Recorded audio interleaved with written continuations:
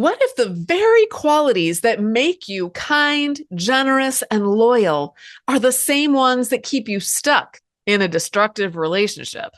In this episode, you're going to hear how one woman uncovered the hidden patterns, fear, obligation, and guilt that were stealing her life, and what finally pushed her to take back her freedom. If you've ever wondered whether love is enough or why you can't seem to shake the cycle of fighting and making up, this story will make you stop and think twice.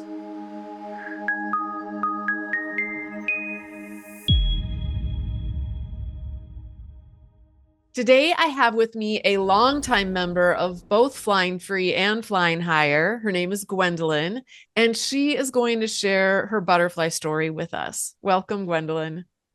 Thank you for having me, Natalie. And as I said when we first met, it's really an honor to be here. Oh, This has good. been a life-saving platform and community to be a part of. So thank you. Well, it's been great to have you it's been since 2020, you said? Yeah, since May of 2020, which was such a crazy time for so many people trying to divorce Yes. in the pandemic.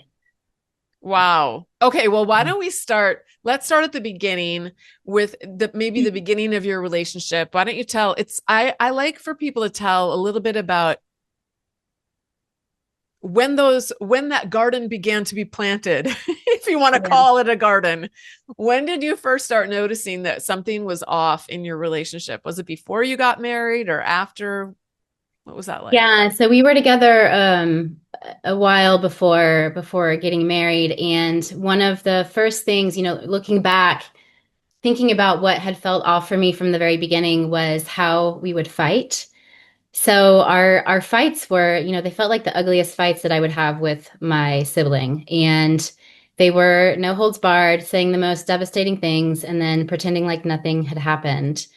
And I'd never experienced that type of conflict in previous relationships. In those other relationships, even in conflict, we would pay attention to not intentionally hurt the other person. But in my marriage, we didn't, or at least he didn't, and that always felt off to me. It always felt like this isn't normal. This isn't how you behave with somebody that you love, that you choose to love and be in relationship with. And I've obviously thought about my marriage a really long time and wondered how could I have seen this, done this differently? What didn't I see?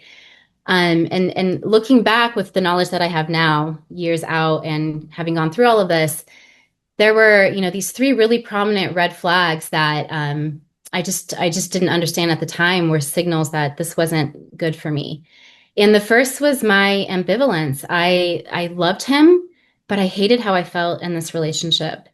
And I felt so diminished and dismissed and taken for granted. But I would repeat this mantra to myself that all I need is love, and I would ignore the rest. So is this even Um, before you actually got married? Did you feel like that when you were dating too? I did feel like that when we were dating, but I had this like the spark from heaven that said, this guy is the one.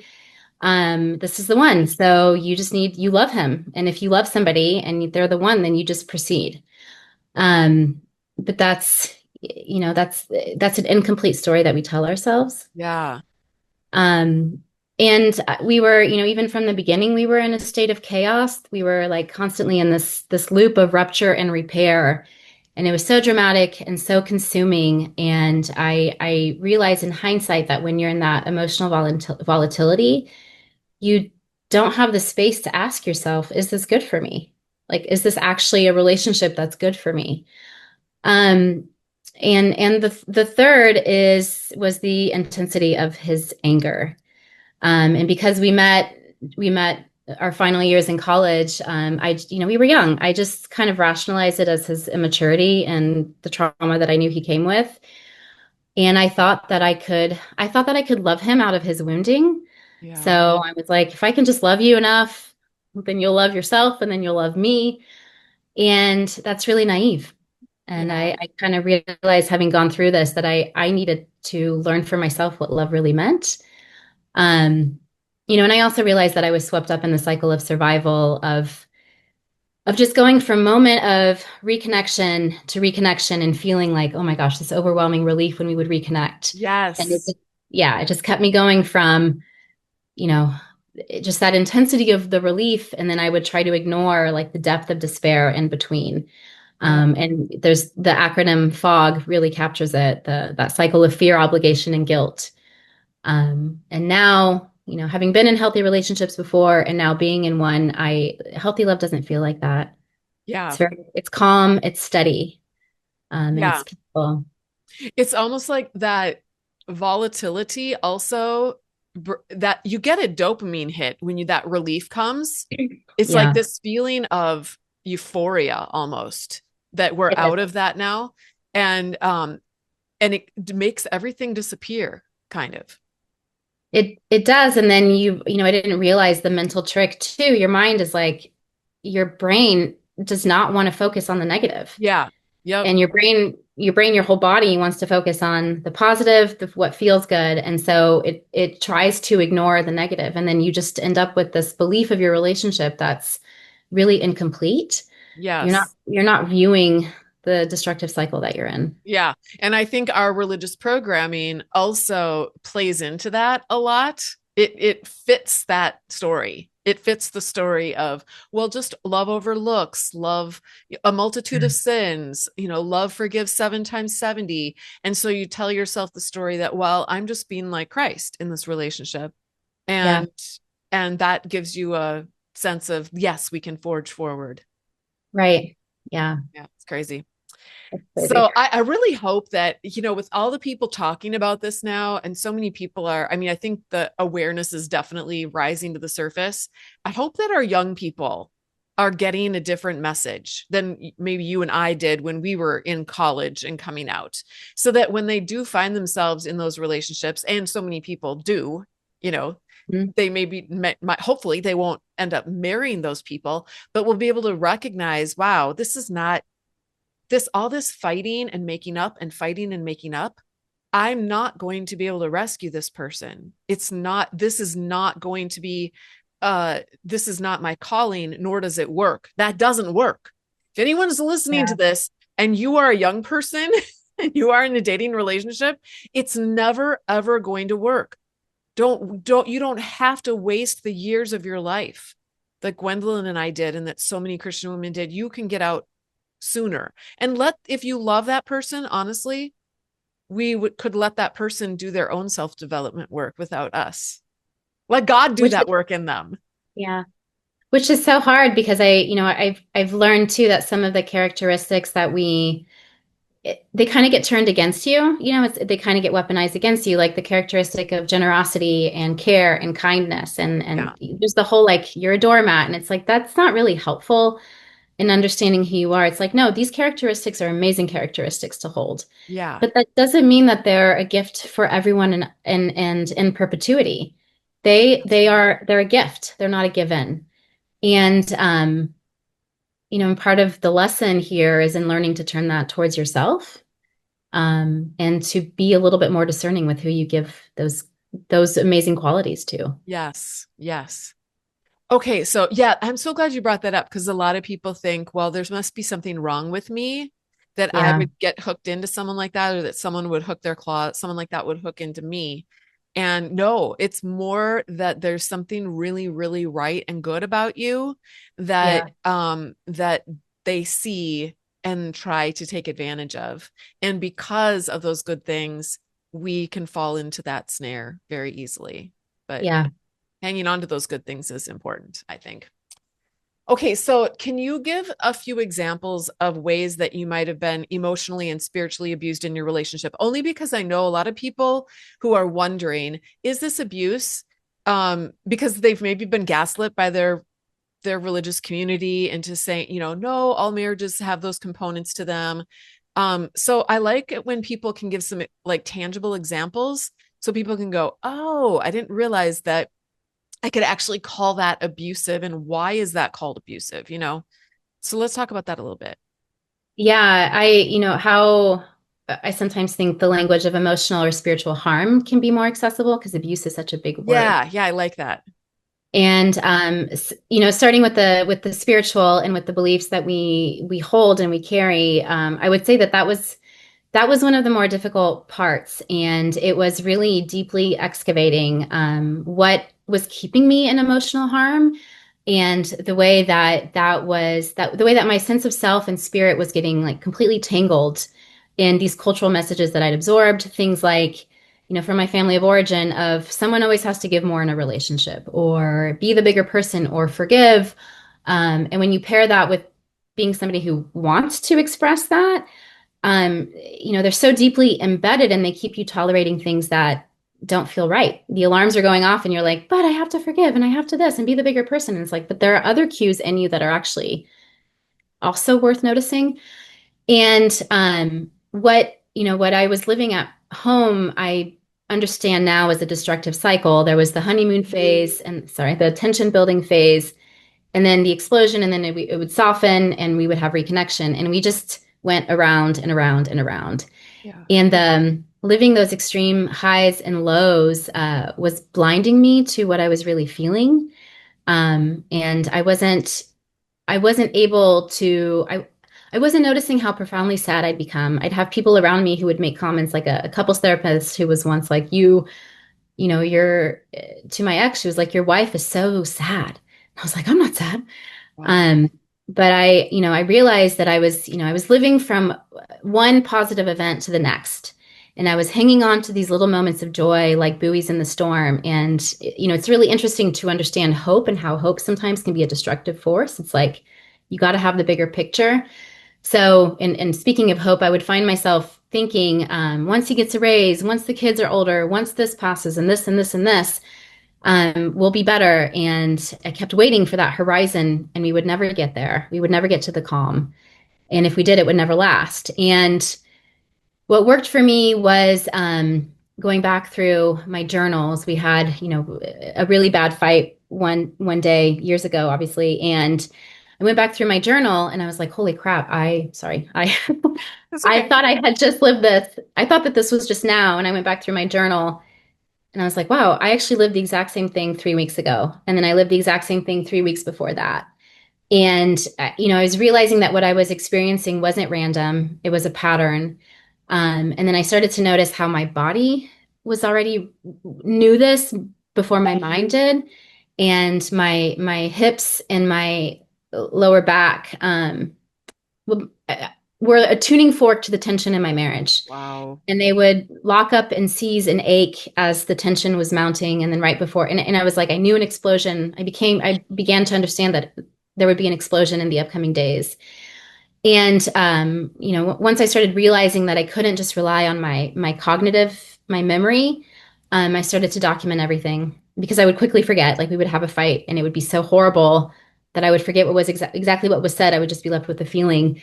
Yep. Um, and documenting it, I started putting like happy, sad, or medium faces on my calendar every day. It was like, what did I actually feel every day?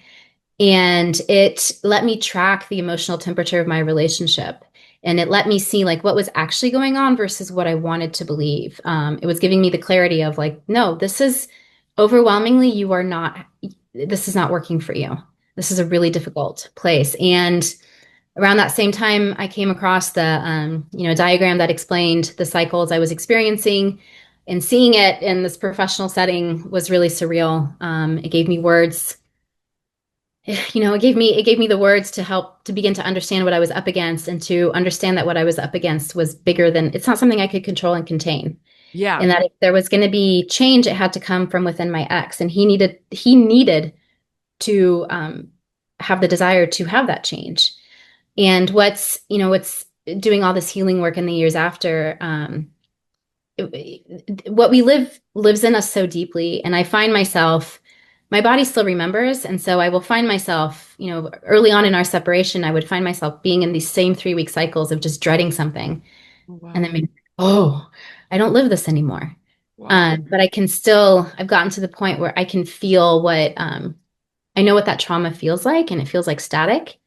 And I'm like, Mhm. okay, I still need to release this. It goes really deep. Yeah, it does.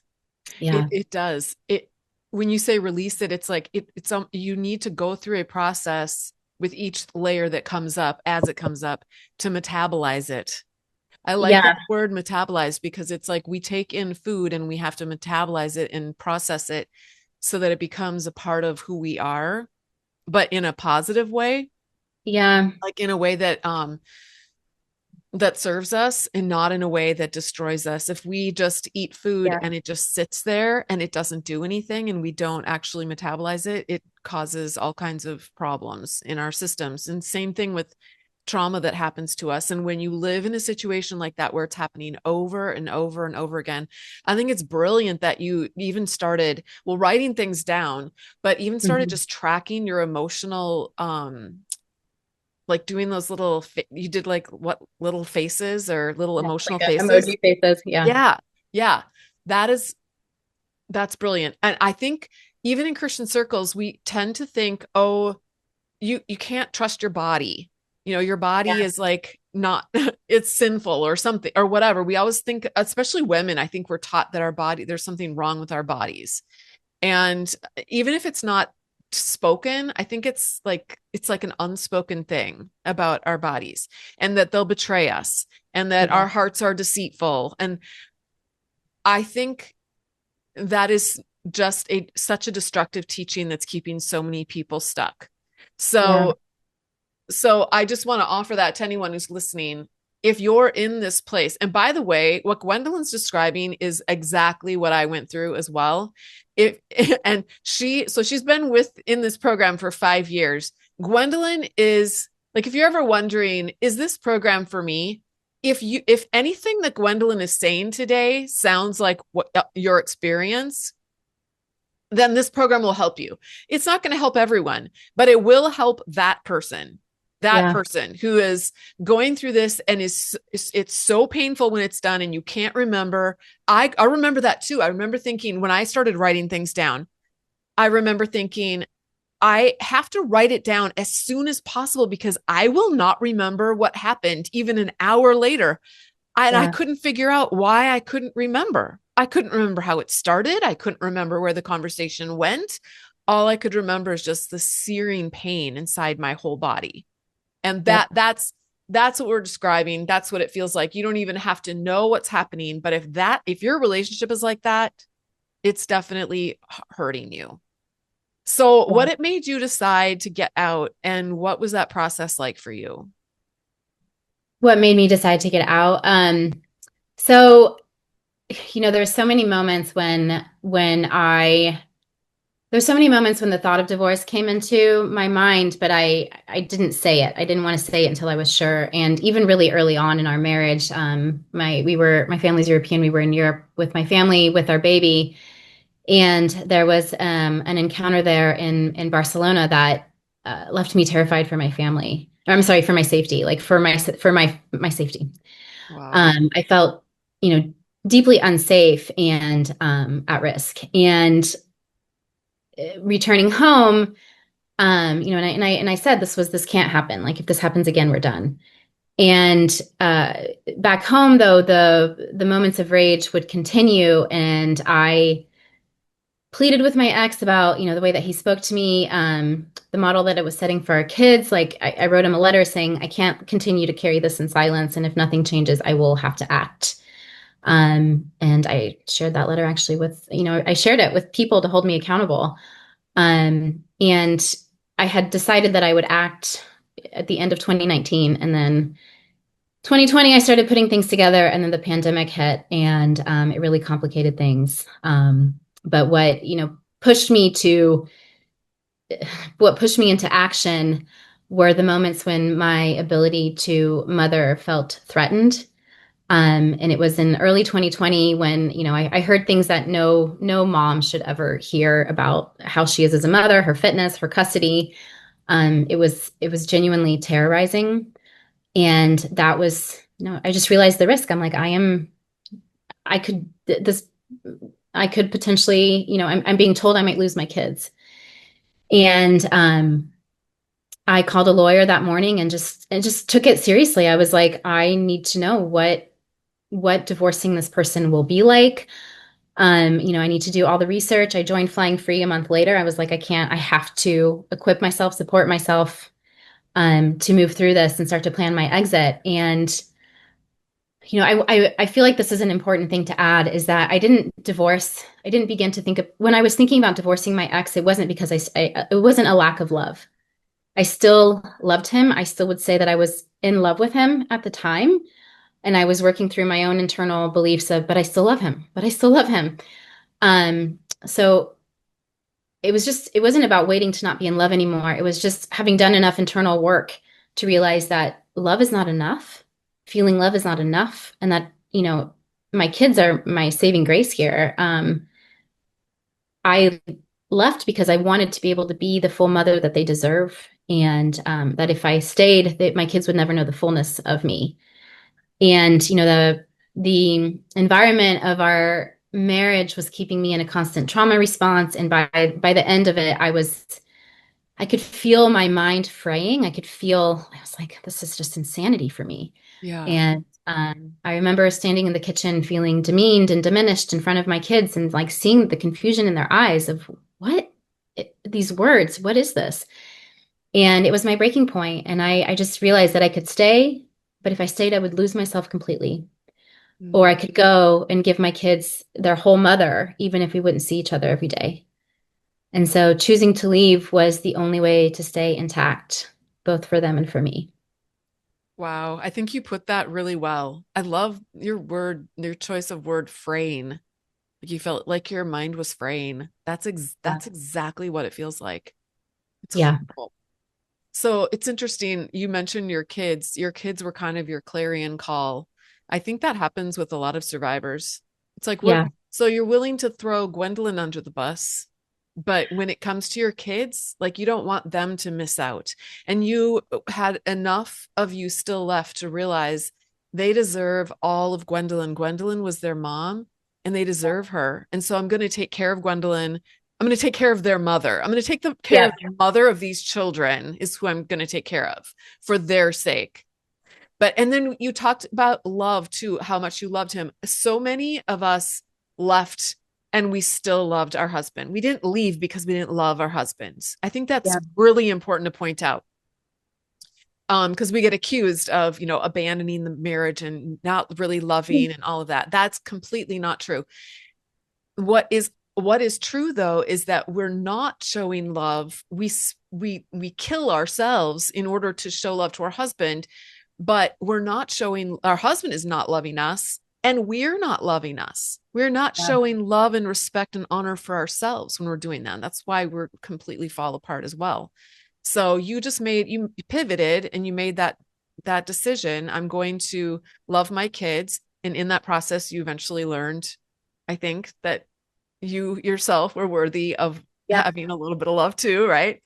So, what was the hardest thing about getting out for you? And so maybe you could tell what the hardest thing was, as well as what the most transformative thing was for you. Yeah. So the hardest part for me was how permanent the decision to divorce would be. Like I didn't toss around the word divorce. I didn't use it to silence agreements. I knew that once I said it, I would mean it, would be irrevocable. And that I would, once I did say it, I had gotten to the point of being willing to lose everything. It was like I would lose Right. my house, my car, my assets, so long as it meant that I could leave with my kids and I and be safe. And so even with that, signing on the dotted line of the divorce petition was excruciating. I had to talk myself up to be like, I'm really doing this. I am undoing my marriage. And there was a technical error in my filing. And so a month later, they were like, hey, this never went through. You have to do this again. I was like, you Oh have my no idea goodness. how much strength and courage this took. Um, and I just had to muster it again to do it. And Wow. yeah, just because I don't know, I believe in like mean what you say what you mean. Yeah. And Was there a yeah, part of you, like I can see people spiritualizing that and going, oh, maybe God is giving, God wants me to give this a second chance. I could see a part of me possibly thinking that. Did you go through um, that at all or not? there was a part of me that was like, oh my gosh, this is just too difficult. But I had done enough of I'd gone through enough of all the things you're supposed to do to save your relationship to, I had done enough of that work to realize that alone could not, like, it wasn't a communication issue. It wasn't, we were talking Yeah. about power and control. I wasn't going to out therapy my way through Yeah. this Yeah. relationship. Yeah. Um, and that it was really destructive. And I just had to, what it was teaching me is that what I actually had to do is really know my own inner strength Yeah. and act on it. Yeah. Yeah. So, and then the transformative part, and it was almost instantaneous, was feeling the weight of the destructive environment that I was in slough off. Mm. It was like almost from, the next day of our separation, I could just be again. I could breathe again. I realized I had been running with adrenaline and cortisone coursing through me for so long. And I was like, just always on alert. And yeah, for all of those years, I'd lived in a cage within myself. I had been like flattening my emotions, making myself robotic, aloof. I wanted to be unnoticed, uninteresting emotionally or anything. I wanted to fly under the radar of my ex's attention and his anger. And leaving helped me see that, this like robotic, aloof version of me wasn't who I was. That was me in Yeah. survival, not me in essence. And I just like pretty quickly began blossoming back into my full connected self and into reconnecting to my self sovereignty, into that inner compass and my inner intuition. And doing that shifted everything. It shifted everything, and it meant that I stopped outsourcing truth or power.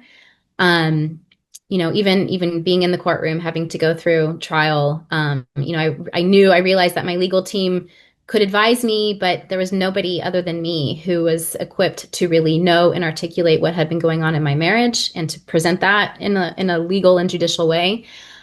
And then fast forwarding to today, that means that I deeply trust my signals and I can parent from that clarity, and I don't let anybody else's version of me override my own.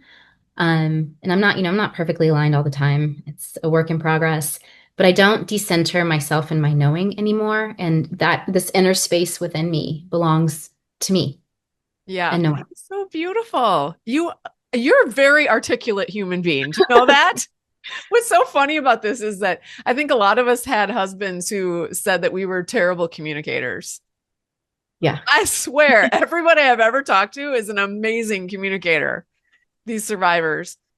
So, okay. So tell us well, actually, I want to back up and ask a little bit of a question. How long did your divorce take? And it sounds like you had to go to court. What was that all about? Do you want to share any high Yeah. level? Yeah. So it took us, partly because of the pandemic and how backlogged everything was, it Oh, took us okay. about 2.5 years. Okay. Um, which, one of the most important things that I've learned in the divorce process is, um, I had done the work of understanding who I was up against, what this would be like, what would likely present in our negotiations or our inability to negotiate, really, the likelihood of ending up in trial, the things that were really important to me. Like I was really clear on my North Star. I'm like, I, most things were negotiable except for me and my kids. That was it.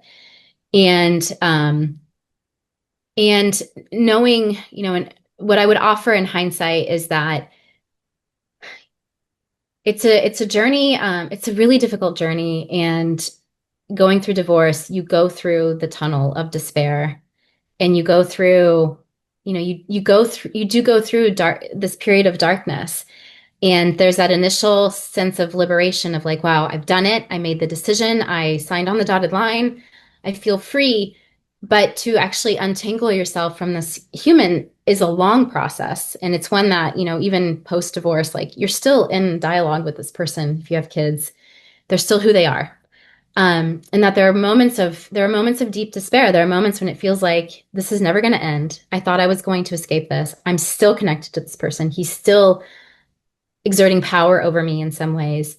And you just have to take a different shape, and you have to have it's like you have to have a level of endurance that's bigger than what you ever could have imagined. And in the moments where it's really, really tough, sometimes you just separate and let the toughness go and just be in the place that can hold you. And then you step back in when you're better resourced.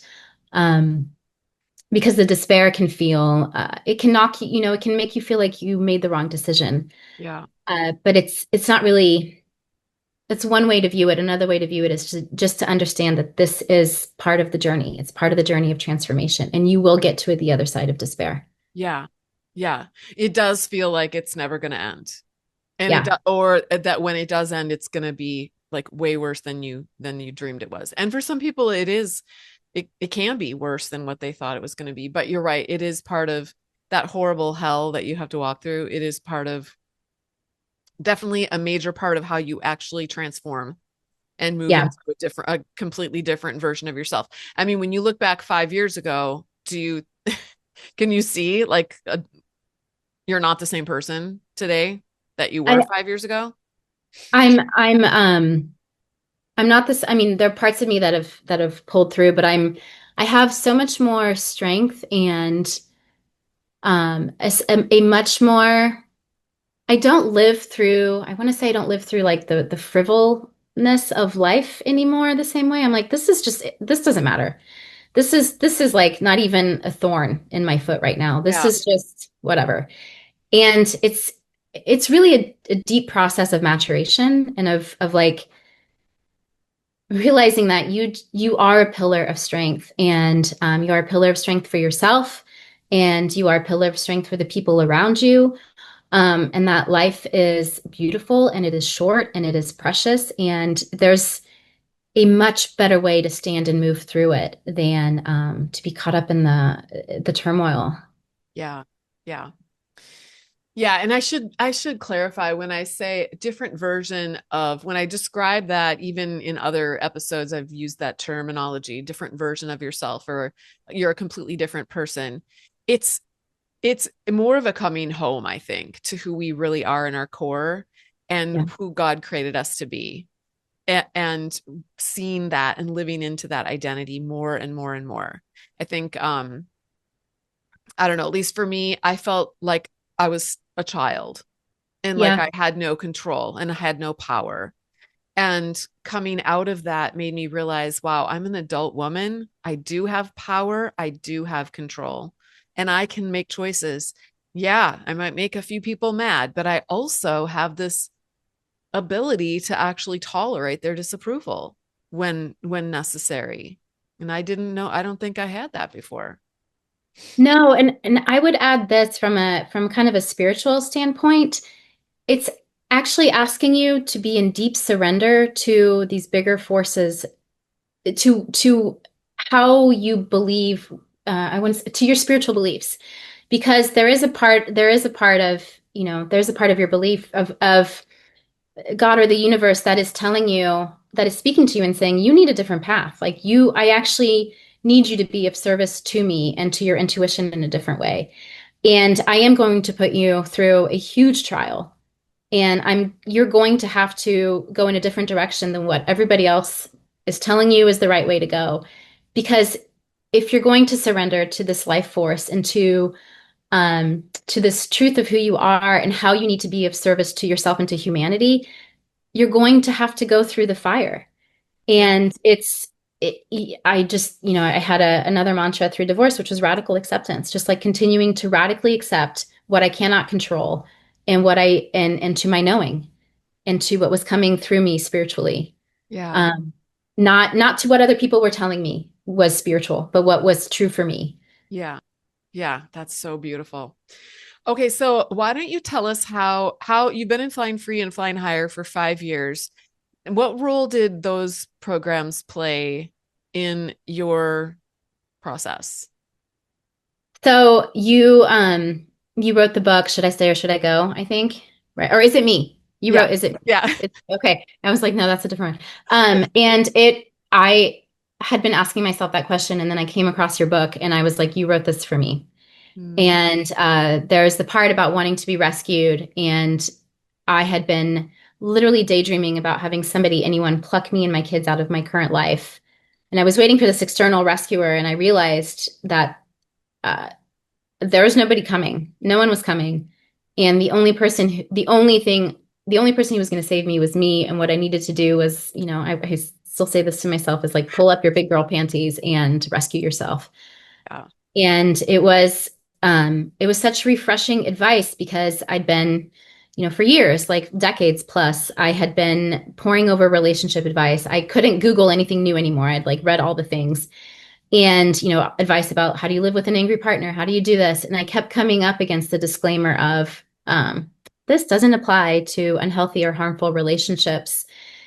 And it was infuriating. I'm like, how do you know when your relationship has gone from normal to dysfunctional to destructive? I mean, when you're in the thick of it, like it's not easy to recognize harm it's easy to recognize harm when it's overt and when it makes you black and blue. But when you're in the thick of it, and when it's covert and subtle and behind closed doors and the bruises are only on the inside, it's impossible. And when other people are telling you that's not a big deal, that marriage is just, you just need to make a few little tweaks in how you're showing up as a wife and everything will be fine. Yeah. And yeah. And it's so hard. And your book just spoke to my inner questions at a pivotal time. And then from there, I started poring over your podcast, and listening was my escape. I would listen to anything I could get my hands on, like while I was putting my kids down for a nap or going for a walk. And, Lundy Bancroft's like, is it me? Or what not is it? Why does he do that? Was chilling. And all of that put together was preparation for me to get the strength and the insight and the information that I needed to move forward. And I joined Flying Free, like I said, in May of 2020, during the lockdown, when I was in lockdown with the person who was hurting me the most, and it it was devastating and it was dangerous. Yeah. And Flying Free was my sanity. And looking back, it was my sanity because you were helping me explore my own socialization and my beliefs and my thoughts, so that I could understand how I was keeping myself a prisoner just based on my own belief system. Um, and then realizing I wasn't alone, like the number of conversations on Flying Free where you're like, wow, this is basically what's happening to me. and and then seeing over the course of all of these years, I was like, these are scripts, like sub out the name and maybe a few other details, and it is point Yeah. by point the same thing. It's It's crazy. yeah, it's so predictable and rote.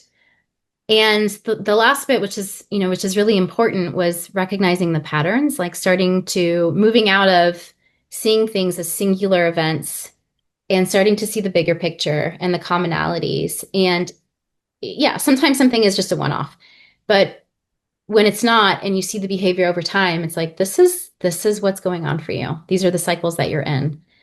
And that was it just again made me realize, like, this is not a me thing. This is a much bigger thing Yep. that at minimum requires my then partner to do something too. Yeah. Yeah. I was going to say, when you bring up the idea of, I knew that I had to save myself. I always hear my inner past self, that's like judging everything that even I say. And that inner past self is going, well, that's then where does God come into the picture? Right? If you just save yourself, like, oh, you can just save yourself. Who do you think you are? What about God? So I just want to say, if anyone's thinking that, if anyone has a part of them that's coming up and saying that, it's a collaboration. It's a God assignment. Yeah. It's like God saying, okay, guess what? Someone is going to come and save you. It's just not someone external to you. I've appointed a special person and I'm going to equip that special person to save you. And her name is Gwendoline. Yeah. Gwendolyn's going to do it. And while you're learning how to do it and getting the tools to learn how to do this, you are going to be morphing into more and more of the essence of who Gwendoline actually is, who I actually created Gwendoline to be. You're Yeah. going to be the strong warrior princess that I had envisioned for you. That's the deal. So that's where you are in collaboration with God in your own rescue. Would you be in collaboration with God to rescue any other victim or poor innocent child or, someone else that you had the power to do that for? Of course you would. You would do that in a hot second. And God's just saying, well, guess what? Now you're going to do that for you. Yep. Yeah. All right. So let's close by by just sharing maybe one piece of advice that you might give to women who are listening right now. Real live women are listening right now, and they are thinking about getting out. Maybe they're at the place where they're writing things down and realizing I am sad and anxious and miserable most of the time, and I don't know what to do about it. I don't know where do they even begin? What are some advice? What's something you'd tell them? To me, the most important advice is around fear, and it's understanding that fear comes in many forms. Whatever the fear of not like cutting yourself with a knife, but the fear that we have of separating, of divorcing, of the pain that it's going to cause our loved ones, and of the hurt and the unknown. The fear is appropriate. It is commensurate. It is normal. It is absolutely part of the experience. But the presence of fear here doesn't mean don't do it, because this is the fear of standing on the precipice of your own transformation. And the amplitude of the fear that you feel in making the decision and contemplating the decision, it's a measure of the magnitude of the size of the transformation that awaits you. It is the risk and the reward of becoming, and of shedding these, outdated, unserving ideas and ways of being for yourself, and of daring to step into and to become this much, much fuller version of you. And so, to face this kind of fear is to have courage. And I always think of courage as, I invert the word, and it is the rage of the heart. Cœur means heart in French, which is my first language. And there's an expression in French that says to take your courage in both hands. And so take that courage and you leap and you step forward despite the fear with your hands full of courage. Oh my word, I have never heard that before. That is amazing. I just want to stand up and give you a standing ovation right now. Seriously, I wish we were in a room because you would be getting a standing ovation right now. What you just shared is so powerful. That was amazing. Thank you so much, Gwendolyn, for Thank coming you, on Natalie. here. Yeah. When we first started, she was a little nervous and she expressed a little bit of nervousness. And Yeah. I told her I've never interviewed anyone where we get to the end of it and I'm just like, oh my gosh, that was such a fail. I always end up when they're done, I'm always just amazed and in awe. And I am once again, I am so grateful for your time. And I know that this is going to change people's lives. Your story is going to change people's lives. It already has. Thank you, Natalie. Thank you Yeah. for that. Thanks, Gwendolyn. And thanks for listening. Until next time, fly free.